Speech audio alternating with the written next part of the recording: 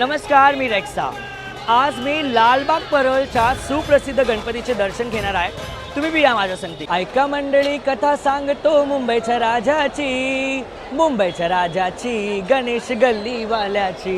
22 सूटवाले की जे का म्हणतो 22 फूटवाले की जे बोलतो, कारण की इंडियामधली सर्वात उंच मूर्ती म्हणजेच गणेश गल्लीची मूर्ती होती, म्हणून आपण 22 फूटवाले की जे बोलतो. 22 सूटवाले की जय. गणेश गल्लीवाल्याची, मुंबईच्या राजाची, गणेश गल्लीवाल्याची.